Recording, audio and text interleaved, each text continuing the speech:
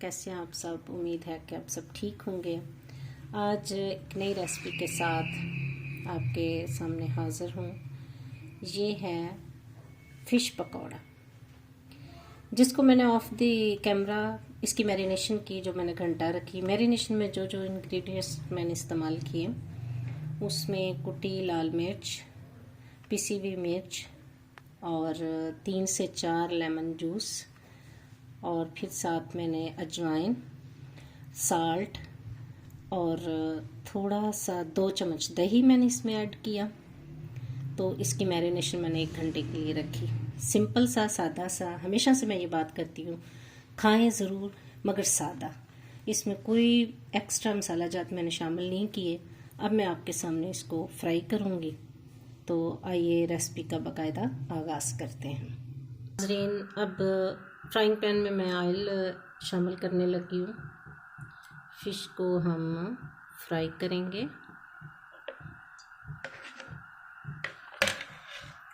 Easy to cook with इसरा का channel आप सब देख रहे हैं। नए आने वाले मेरे चैनल को सब्सक्राइब करें।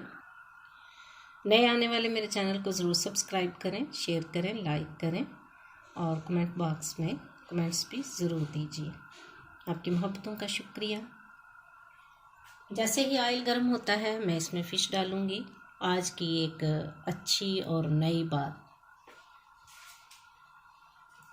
हम में से ज़िंदा वही रहेगा जो दिलों में ज़िंदा रहेगा, और दिलों में वही ज़िंदा रहते हैं जो खैर बांटते हैं और आसानियाँ बांटते हैं। बाबा इशफाक का ये कौल है, और बाबा इशफाक बहुत अच्छे लिखने वाले थे। अल्लाह उनकी मग़फ़िरत करें। मुझे उनके कौल बहुत पसंद हैं। बहुत अच्छी बात की है। बेशक वही लोग ज़िंदा रहते हैं जो दूसरों में आसानियाँ बांटते हैं और खैर बांटते हैं।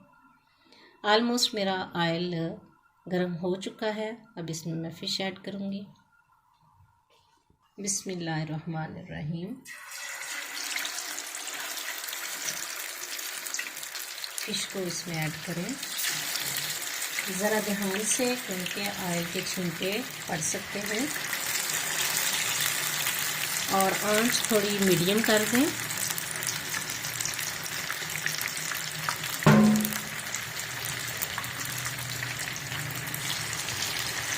जितने पीस इसमें आसानी से आ सकें डाल दें।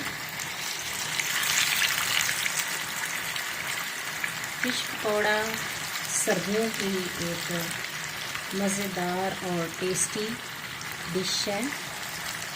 एक ऐसा आइटम जो कि आपकी सर्दी को भगाएगा। खाने वाले तो गर्मियों में भी खूब खाते हैं। जिनको खाने का शौक़ है इसको, वो स्पेशली गर्मियों में भी इसे खाते हैं, लेकिन हमारे यहाँ मोस्टली सर्दियों में इसको खाया जाता है। जी, अब ये इसको मीडियम फ्लो के साथ हम इसे पकाते हैं।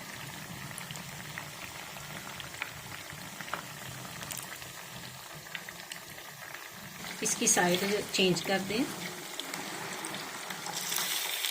आपने देखा होगा मैरिनेशन जितनी अच्छी होगी, उसका कलर टेक्सचर भी उतना ही अच्छा आएगा।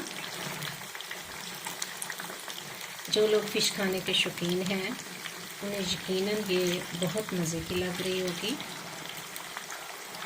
वाइट मीट खाना चाहिए, सेहत के लिए बहुत फ़ायदेमंद है। ऑलमोस्ट मैंने सबकी साइड चेंज कर दी है। अब इसको मज़ीद फ्राई होने दें।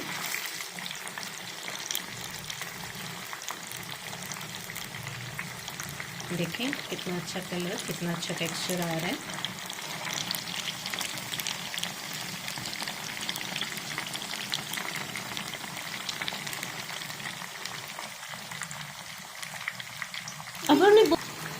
अब वो स्टेज है नाजरीन कि इसको हल्का हल्का आपने प्रेस करना है ताकि अंदर से अच्छी तरह कुक हो सके। मैंने इससे पहले इसको प्रेस नहीं किया जब तक कि मैंने इसकी साइड चेंज नहीं की थी। अब हर पीस जो है उसको आपने हल्का हल्का प्रेस करके तो अंदर से करने के लिए इसको मौका देना। आप देख रहे होंगे कि थोड़ा मॉइस्चराइज़र निकल रहा है। जब तक ये अंदर से पक नहीं जाएगा ये फ्राई नहीं होगी। थोड़ा सा सब्र आज़मा काम है फ़िश को फ्राई करना। वैसे रेस्टोरेंट्स में तो ये होता है कि जब हाफ फिश फ्राई हो जाती है तो वो क्या करते हैं कि इसको निकाल के एक दफ़ा इसको प्रेस करके इसका सारा पानी मॉइस्चराइज़र निकालते हैं, दोबारा से इसको फिर फ्राई करते हैं।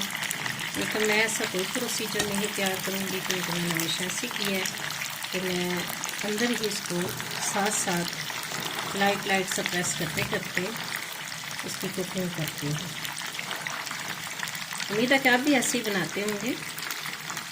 जो सीख रहे हैं नए वो इसको फॉलो करें, जो एक्सपर्ट हैं वो शायद मेरे से भी अच्छा कर लेते हैं।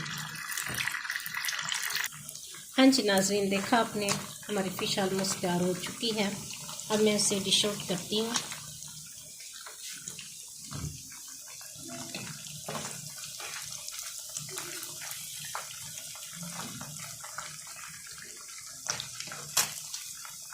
देखा आपने कि हमारी फ़िश को तैयार होने में ऑलमोस्ट 7-8 मिनट चाहिए थे, वो लगे हैं। हाँ जी गाइस, हमारी फ़िश तैयार है, हमने इसको डिश आउट कर लिया है। आप देख रहे होंगे साथ मैंने थोड़ा दही रखा है। दही अमूमन लोग साथ पसंद करते हैं।